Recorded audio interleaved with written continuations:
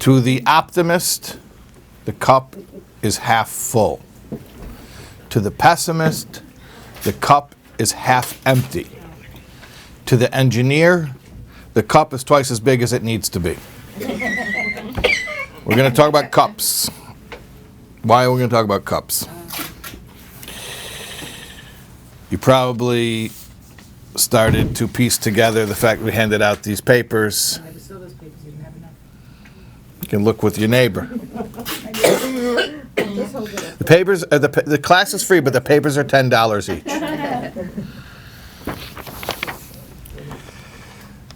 I'll get to this in a second. Parshas Tetzaveh begins with the mitzvah to Aharon, Moshe's brother, the Kohen Gadol, to kindle the lamps, the Menorah, the candelabrum every day in the Beis Hamikdash.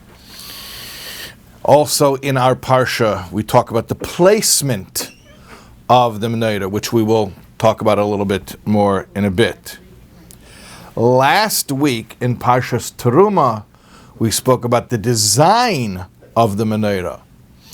And we're going to talk about that a little bit right now. Part of the design of the Menorah is that there are ornamental cups. I don't mean on the top where they actually poured the oil, where there was actual receptacles for burning the oil. I mean ornamental on each arm or branch of the Menorah. There are what are described as gvi'im. Gvi'im literally mean chalices or cups or goblets. And according to our sages in the Gemara in Menachos, Chavches Aleph, Chavches Beis, Daf Chavches Amid Beis, in Menachos it talks about Alexandrian goblets, which everybody of course knows about, the Alexandrian goblets, which are all the rage. Well, 2,000 years ago, they were all the rage. At any rate, but if you went to IKEA in Babylonia in the 400s, you would find Alexandrian goblets are basically narrow at the base and wide at the mouth, and sort of like a flared goblet. Yeah, kind of almost like a martini glass, but more narrow, I guess, like a champagne flute. I don't know, whatever. You could ask. I'm not into these things. I don't know. What do I know? But this is a drawing that the Rambam drew in his Pirush LaMishnayos. The Rambam wrote many Sfarim, one of which is the commentary on the Mishnah. And this particular drawing goes along with the third chapter of Menachos. And this is a sketch which actually was it still is, in the Oxford University Library. At least for the past 400 or 500 years it's been there. And the Rambam drew this himself. And as you see, the gvi'im, the goblets, you see how they're depicted with the narrow end at the top and the flared end at the bottom. Now, let me ask you a question. Picture a cup. Hold on a second. I'm going to hide the real cup so that you have to picture. Picture a cup. In your mind's eye, the archetypical cup. Or imagine asking a 5-year-old, draw a picture of a cup. If a little 5-year-old draws a picture of a cup, where's the open end and where is the closed end? Open end is on top. Open end on the top, and closed is on the bottom. Right, that's a cup. And yet, you look here, these Alexandrian goblets, these gvi'im, I mean, I understand they're not functional, they're ornamental, nevertheless. The bottom is on the top and the top is on the bottom. Now some say, well, it was just a sketch, it wasn't meant to be that exact. Okay, it is a sketch. It isn't that exact, but still something like that to actually literally make something upside down, the opposite of how it's supposed to be. And by the way, it's a serious question, not just like aesthetically. In the Beis Hamikdash and then in the Mishkan, everything had to be right side up. In fact, we learned this from the fact that even the planks of acacia wood, which were the krushim, the boards for the walls of the Mishkan, had to be placed in the direction in which they grew, in which the tree originally grew. Because everything has to be perfect, everything has to be flawless, impeccable, and therefore everything has to be right side up. So how do we have this upside down cup? Even if I understand it's not functional, it's ornamental, nevertheless, why would we have this symbol of an upside down cup on a menorah, which is supposed to be, this perfect vessel representing this archetypical idea? It's a funny concept. Okay. So, I'm going to tell you a story. The story, actually I'm going to tell you two stories. One story is in order to be able to tell you the second story. Actually, I could tell you the second story. I don't need to tell you the first story. The first story is in order that the second story should make more sense. Here's the first story. First story is about an Israeli soldier in the Sinai back in the 70s before they gave it away. And he was stationed there. And one day, a jeep full of Lubavitcher Chassidim pull up, and they jump out of the jeep and they start handing out little food packages to all the soldiers. And little did this young man know, but the day was Purim. He didn't even realize it was Purim. And they started handing out these shalach manos.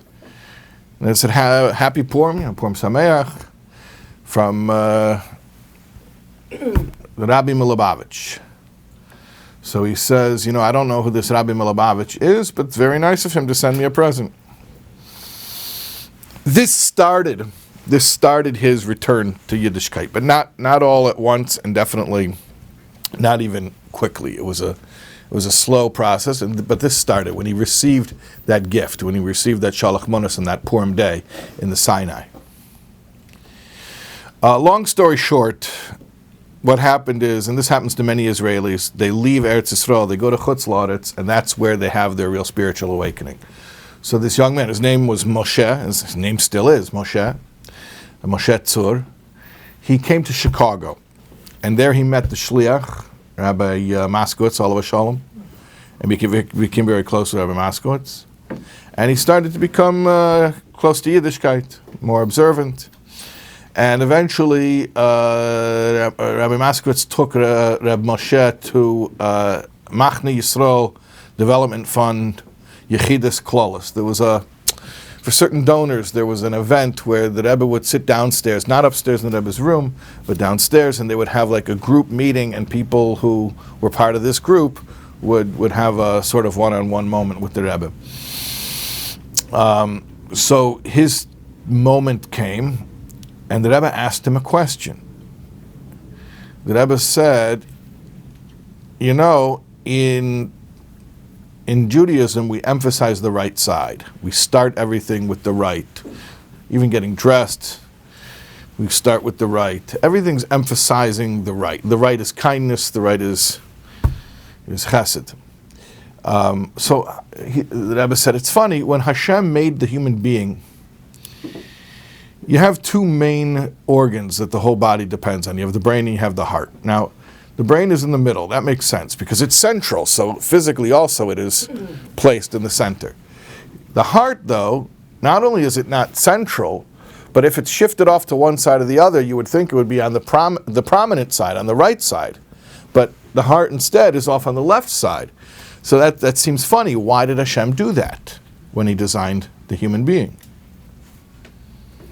So Moshe had no idea what to answer. He had never thought about this, and there was no answer came to mind. So he just sort of stood there, in dumbfounded.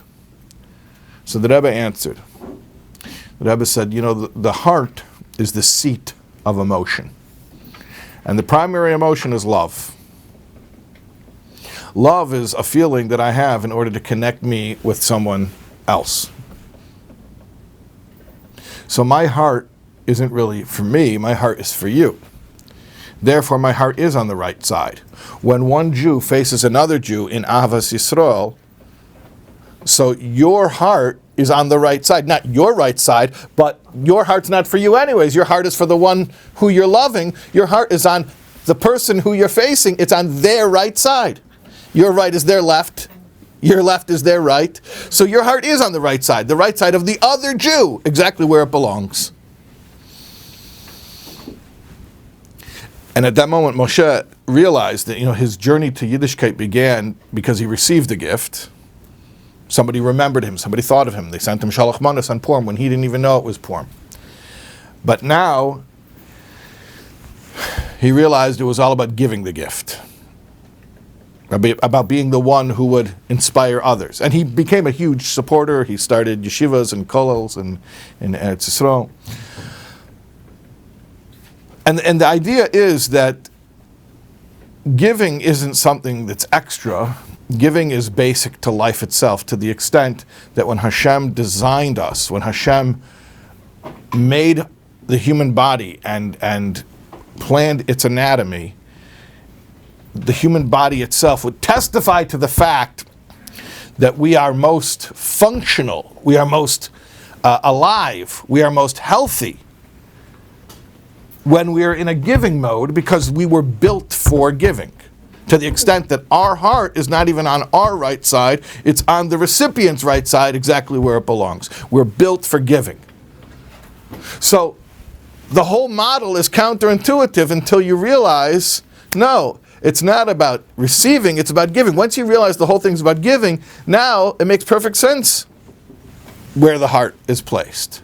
But you just have to flip the paradigm. Okay. So that's my first story. Second story took place on Simchas Torah Tov Shin Mem Vav. That means the last few months of 1985. And customarily the Rebbe would fabreng, would lead a gathering, and then there would be a short intermission, and then they would start Hakafas.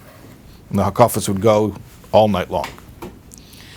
At the Fabrengen, the Rebbe had his becher, his silver Kiddush cup, and the Rebbe said L'chaim, he drank L'chaim, he finished the wine that was in the cup, and when he finished it, then he turned over the cup upside down and held it up and showed everybody.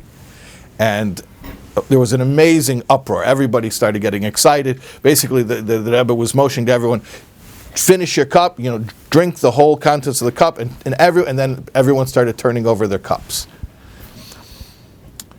And the Rebbe explained, what's the idea of the upside-down cup? By the way, I should mention to you, I mentioned there was a brief intermission between the Fabrengen and the Hakafas. The Rebbe remained in shul, but the Rebbetzin was in the library, in the building next door. The Rebbe and the Rebbetzin lived on President Street, a few blocks away. But on Yom Tov, they would move into the library. And somebody else would go and make Kiddush for the Rebbetzin during that break, because the Rebbe would stay in shul. Except for 1 year, actually, 1988, the Rebbe himself went to the library and made Kiddush. In fact, the Rebbe went to the room where the Rebbetzin was and then made sure everybody else left the room. And then privately, the Rebbe made Kiddush for the Rebbetzin. That was actually the last year before she passed away. And it was one of those things that, looking back, is sort of uncanny. At any rate, this was 1985. Somebody else went to go make Kiddush for the Rebbetzin. And when they went, it was a group of them. The Rebbetzin asked about the Fabrengen, and they told her, it was very exciting. The Rebbe finished the L'chaim, and he turned the cup upside down and motioned to everybody they should finish their L'chaim, and everyone should hold their cups upside down. And it was very, very exciting. And the person I heard the story from was actually there. He said the Rebbetzin was a very mild-mannered, very modest, very low-key woman. But she was sitting at her table, and she was listening. She was always very attentive and very, very, very gracious host. But quietly, while she was listening to this description of the Farbrengen, they saw she took the teacup that was by her place setting, and she discreetly just flipped over the teacup upside down. So she should also have an upside down cup. So what's the upside down cup? The Rebbe explained at that Farbrengen. The Rebbe said that in the Beis Hamikdash they have the Menorah, and the Menorah has ornamental cups on it. And the cups, the way the Rambam drew them, are quote unquote upside down. However, the term upside down is a relative term. Upside down is relative. It's all dependent upon context. It depends what you're trying to do. If you're trying to hold on to something, so the open part on top is called right side up. But if you're trying to dispense, if you're pouring, then that would be called upside down, and having the open part on the bottom would be called right side up. So it all depends on what the purpose of a cup is. If you look at a cup as a receptacle, then the open part has to be on the top. But if you look at the cup as dispensing, as pouring, as giving, then the open part has to be on the bottom. Well, let's figure it out. What was the purpose of the Menorah altogether? We have it in this week's Parsha. Perek Chof Zayin, Pasuk Chof Aleph, 27-21. It says, Hashem is telling Moshe that they should light the Menorah. Aaron should light the Menorah, the Kehanim. And then he says where it should be, Ba'ayel Ma'id, in the tent of meeting, Mechutz LaPareches, outside of the curtain, Asher al Ha'edus, which is in front of the testimony. What is the Edus? What is the testimony? So the Gemara, Shabbos Chof Beis, Amud Beis, says that the testimony is that the light of the Menorah was not for the Beis Hamikdash. Actually, the Gemara asks like this: why does Hashem need lighting fixtures? 40 years in the wilderness, the Jews were following Hashem's light. So Hashem's got the light. What does he need to get a light? The light wasn't for the Beis Hamikdash. It wasn't for Hashem's house. The light was to shine from Hashem's house. It was for the rest of the world. So the Edus, the testimony, is that the light of the Menorah is not to light up the interior where it was placed, in the room where it was placed, like every other light. To the contrary, the Edus, the testimony, is that the light of the Menorah is to shine outward and to light up the rest of the world. And indeed, you see that the way that Shlomo Melech built the Beis Hamikdash, when after the Mishkan there was the Mikdash, the permanent house in Yerushalayim, the way Shlomo Melech built the Beis Hamikdash would never pass an energy audit. Why? Because it lost all the heat and the warmth. The way he built the windows, it says, the Lashon HaPasuk in Sefer Malachim, is that he built the windows of the Beis Hamikdash shkufim atumim. What does shkufim atumim mean? It's a funny etymology. Shkufim atumim, the commentaries say, means flared outward. Normal windows in the old days were flared inward, so that whatever light and warmth and heat there was would sort of expand, diffuse inward into the room. Sort of like a reverse funnel. The way Shlomo Melech built the Beis HaMikdash was the exact opposite. It was narrow on the inside and it would flare outward, so that whatever light and warmth was inside was diffusing outside. Why did he do that? Because of this idea of Edus, that the Menorah wasn't to light the room that it was in, it was to light the rest of the world, everything but the room that it was in. So therefore, it makes perfect sense. This is what the Rebbe said on Simchas Torah when he turned the cups upside down. He said, this is not an upside down cup. Just like in the Beis HaMikdash, and we see this is the way that the Rambam drew it, these are not upside down cups. These are right side up cups. But because if the cup is for the purpose of holding on to something, yeah, then you put the open part at the top. But if the cup is for pouring, if it's for dispensing, if it's for giving, then you want to have the open part at the bottom. And since the whole idea of the Menorah is eidos, is testimony, that there's light coming from the Beis HaMikdash to the world, and that the role of the Jewish people, again, to be a light unto the nations, is not to receive, but to give. Then, these are right side up cups.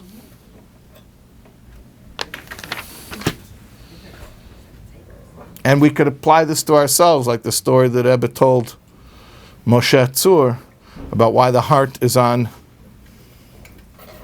your left side, because your heart is not yours, your heart is for others, it's on the other's right side. You can apply this to everything. Everything we have, whether our talents, our resources, opportunities we were given, they don't exist for us. And they're not functional when they're just there as receptacles to hold on to something. Everything we have and we've been given, it exists for others. And it is functional when it's in the mode of dispensing and of giving. That's a right side up cup.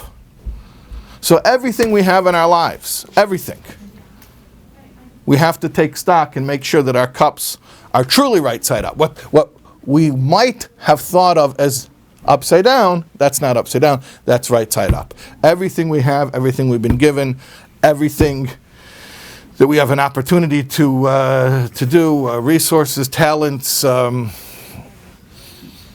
everything that's in our life, we have to take stock and make sure that it's in the giving mode, it's in the dispensing mode. And when it is so, that's when we are truly healthiest and happiest, and that's when we are in tune with our godly designed function.